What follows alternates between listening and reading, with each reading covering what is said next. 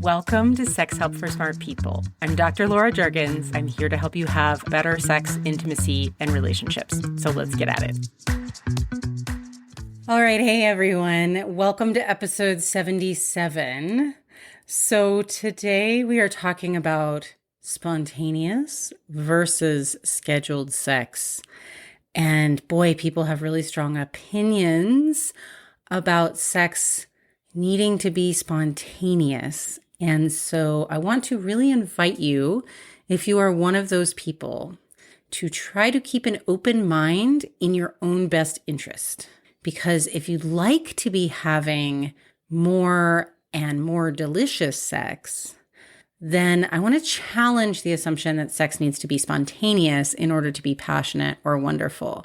Because I really think we've been kind of brainwashed into thinking that. And I want to help you unbrainwash yourself and see if you actually might wind up with a different opinion. And you might want to try out scheduling more because it could really just be wonderful for you. So one of the problems with the idea of sex needing to be spontaneous is just the facts of adult life, right? Like we have things to do. We often have jobs, maybe kids, maybe elderly parents to take care of, maybe dogs, or whatever it is that fills your time, right? We need to go to the gym. We need to go do our favorite hobby. We need to make food to feed ourselves, right? We have to take ourselves to the doctor. All those things get in the way sometimes of just having nothing to do and being like, oh, maybe this would be a great time to have sex. And in fact, I was just hearing from someone the other day who said, remember when we used to be bored?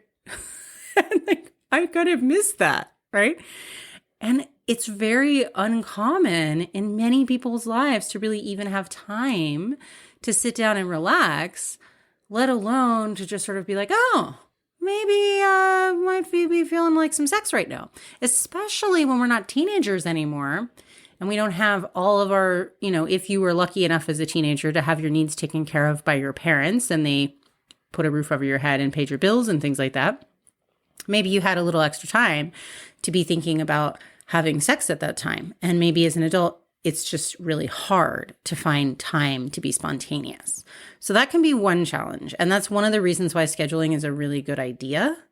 But I'm going to give you a particular approach to scheduling that I think is much more helpful than the one that a lot of times people do, where they say, okay, 5:00 on Sunday afternoon, we're meeting for sex. Everybody sort of feels like, okay, I'm not really turned on right now. What do we do? How do we get there? Right. So that is a bummer and just feels bad. So we don't want to do it that way. But I do want to challenge the idea that spontaneity is somehow better, because I do think it's mostly socialized subconsciously through a lot of media and to some extent porn also, but really even just regular old movies and TV. Sex happens really fast. People fall into desire in an instant, rip each other's clothes off, and just 2 seconds later, everybody's already done. Everything's happened. It's over. And, that's really handy in movies, but it is not actually how real human beings work.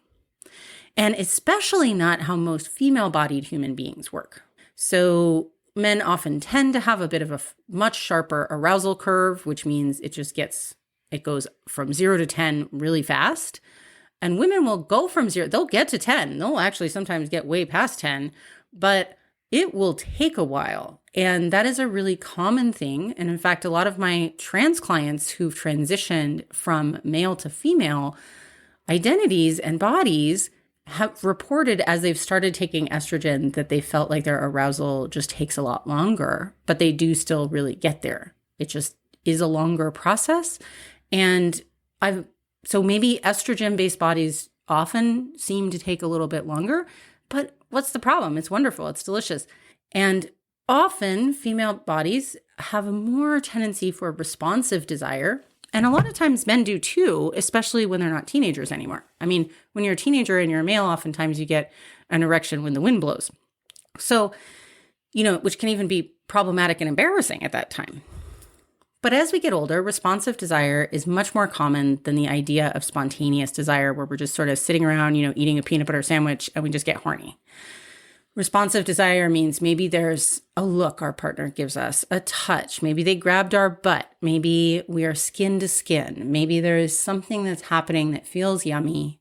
And it leads us to we want to follow those breadcrumbs. We want to follow the next step in arousal. But it doesn't mean we're magically ready for penis and vagina sex right away, or to have anything inserted in us right away, right? Or even oral right away, right? It just means we want to start following that feels good. Let's continue. And so responsive desire often does take time. And it also means in order for us to access that arousal, a lot of times we need to slow down from the busy pace of day-to-day life. We need to slow down in order to get into our bodies, in order to feel relaxed enough to be available for arousal. Because eroticism and sexuality is really easily shut down by any sort of anxiety. And that's an evolutionary trait that seems to make a lot of sense, right? If things are scary and there's problems, that's not really the time to be making sexy time, making babies, right? So slowing down from the busy life pace, recognizing there's no need to rush, following the little breadcrumbs of yummy until you see if you want to do more. We sometimes need more room in our life. We need more time for that. That's not something that can just happen spontaneously. We need to set aside time to have the playtime to even do that. And that's what I suggest scheduling, is letting it be playtime, not making it an agenda. We have to, 5:03 p.m., everybody needs to get naked and be horny. Like, that's just ridiculous. But scheduling it like, all right, hey, Sunday afternoon, let's check in and just start to see if maybe, we might want to make out a little bit or do some of the stuff that we both know is yummy for us, for each other. Maybe you'd like a little back rub. Maybe, I would like you to pull my hair and smack my ass, whatever it is. We might really like to have a little bit of playtime and just see if that goes somewhere that seems nice. If everybody feels on board, we can just kind of stoke the fires, right? We can just play and be connected. And the worst thing that's going to happen is we're going to relax and we're going to giggle and we're going to have a good time. Okay. That is a much nicer thing to schedule, a much better way to go about it, and tends to lead to more frequent sexy times for couples, especially if you're in long-term relationships. Because here's the thing that happens when you're just dating someone. You're automatically scheduling. We don't realize this, but dating's all about scheduling. And when you live together, you are not scheduling so much anymore. That time necessarily, unless you were smart enough to take that time and set it aside to do things like sexy playtime or relationship talks, checking in emotionally, staying connected, those kind of things. But when we're dating, we're kind of automatically scheduling because we have to figure out, when am I going to get together with this person? How much time are we going to spend? What time do we have to be home? What is the sort of familial arrangement, right? If you're dating and you have kids, you might be, okay, well, I don't have kids this weekend, so maybe I'm going to stay over. So now you're actually scheduling playtime. So newsflash to all y'all in long-term relationships where you live together. It's not that you didn't schedule when you were dating. It's that you did, but you didn't realize it. And that, when I realized that, it sort of shifted my mindset a lot. It was a game changer for me. I was like, oh, that's right. There was a lot of scheduling going on when we didn't live together. And you'll notice if you're polyamorous or if you're non-monogamous, there's a lot of scheduling going on. And there's a lot of scheduling sex because if you don't live with all your partners, and gosh, if you do live with all your partners, you're going to have to figure out that schedule too. So when you have multiple partners, there's a lot of scheduling as well, for sure. So this sort of myth of spontaneity, maybe it would be great if we were all sort of independently wealthy and we were all constantly on vacation and we had zero responsibilities and we could just get up in the morning and like tootle around and decide at some point during the day that maybe we wanted to invite our partner to sex, but maybe that wouldn't even work either, because now all of a sudden the other person has to be on the same sort of rhythm. And a lot of what happens with couples who don't schedule either is that they oftentimes will wind up not having very much sexual connection simply because they might be on different biorhythms.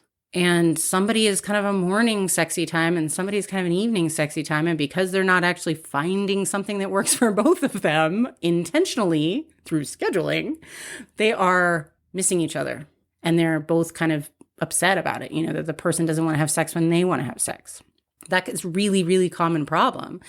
And, in those cases, a good scheduling of like an afternoon delight session can really help out. So this is my pitch for embracing scheduling. I hope you have enjoyed it. I hope if you are a hardcore spontaneous person, that it has at least opened a door to maybe thinking about how you might have more sexy time and more delicious sexy time if you were willing to schedule with your partner and do it in a way that doesn't have a super hard agenda, right? Like it doesn't mean that anybody has to do anything in particular. There doesn't have to be penis and vagina sex. There doesn't have to be toy and vagina sex. There doesn't have to be penis and butthole sex. There doesn't have to be oral sex. It doesn't have to have an agenda. It just needs to have playtime and following the things that feel good to both of you. And that will also give you an opportunity to really start having dialogues about, hey, what should we think about trying? What would feel good to you that I haven't necessarily known to do? Is there something you could show me that you would like? Is there a way of flirting that would feel really good to you? Is there a type of touch that we could practice a little bit beforehand so that I'm sure I get it? Or do we want to make sure our toys are charged or all of those things? Do we want to make sure that we have the lighting right? Do we want to have the music? How do we want to set it up? How do we want to set our scene? And that really creates some intentionality there. Do we want to try a different room in the house? Do we want to go somewhere? Do we want to find a secluded spot outside? So you can really open up some more creativity too. If you have planned it, it's a little bit easier to do that. Okay. I'm really interested to hear if you are a hardcore spontaneous person, how this landed for you. And if you want to stay in your hardcore spontaneous camp, more power to you. I hope it works out for you. But it's just that it's hard to fit into a lot of adult life. So I'd be curious if it feels more open. And for those of you who really want to schedule, but your partners may be feeling a little resistant to that, or they're not sure about how that might work and if it would feel less sexy, I want to really invite you to share this episode with them, talk about it, and hopefully you can use some of these points to see if maybe they'd be willing to give it a try for a little while. All right, my friends, have fun. I'll see you here next week.